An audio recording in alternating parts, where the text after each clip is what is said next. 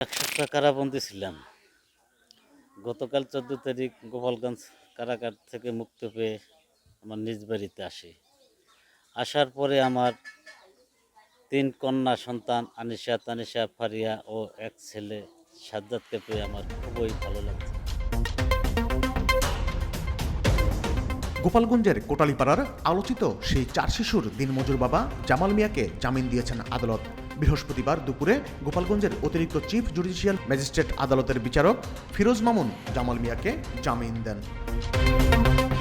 অতিরিক্ত chief judicial magistrate আদালতের GRO ASI lovely Akter বিষয়টি নিশ্চিত করেছেন। দিনমজুর জামাল মিয়ার পক্ষে জামিন আবেদন করেন গোপালগঞ্জ জেলা লিগ্যাল এইডের আইনজীবী শারমিন জাহান। অ্যাডভোকেট শারমিন জাহান বলেন, জেলা লিগ্যাল এইডের পক্ষ থেকে গোপালগঞ্জের কোটালীপাড়ার দিনমজুর জামাল মিয়ার জামিন আবেদন করি। তবে বিচারক আমাদের কথা বলার আগেই নথি হাতে পেয়ে জামিন মঞ্জুর করেন। হয়তো বিচারক আগে থেকেই জামাল মিয়ার 4 শিশুর সংবাদটি বিষয়ে অবগত ছিলেন। মানবিক দিক থেকেই তাকে জামিন দেওয়া হয়েছে।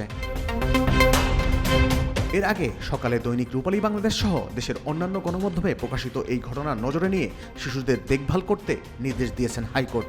স্থানীয় সমাজসেবা অধিদপ্তর ও গোপালগঞ্জের ডিসিকে এর নির্দেশনা বাস্তবায়ন করতে বলা হয়েছে। বৃহস্পতিবার বিচারপতি ফারাহ মাহবুব ও বিচারপতি দেবাশিস রায়চৌধুরীর হাইকোর্ট বেঞ্চে স্বপ্রণোদিত হয়ে এ আদেশ দেন।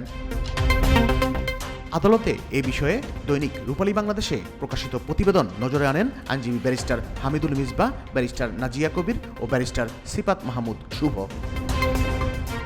মায়ের মৃত্যুর পর বাবা জেলে, যমজ বোন নিয়ে বিপাকে 2 শিশু। হাইকোর্টের নির্দেশের পরেই জেলা প্রশাসকের পক্ষ থেকে জামাল মিয়ার 4 শিশুকে দেখতে ছুটে যান কোটালীপাড়া উপজেলা নির্বাহী কর্মকর্তা শাহিনুর আক্তার।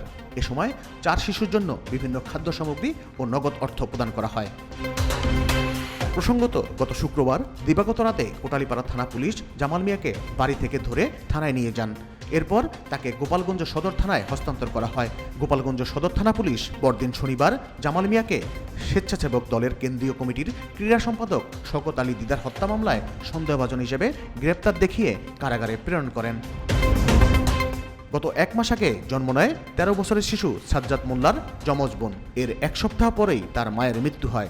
দিনমজুর বাবা জামাল মিয়া কারাবন্দী হলে দুগ্ধপোষ্য 2 বোন সহ 3 বোনকে নিয়ে খেয়ে না খেয়ে মানবেতর জীবন পার করছিল সাজ্জাদ।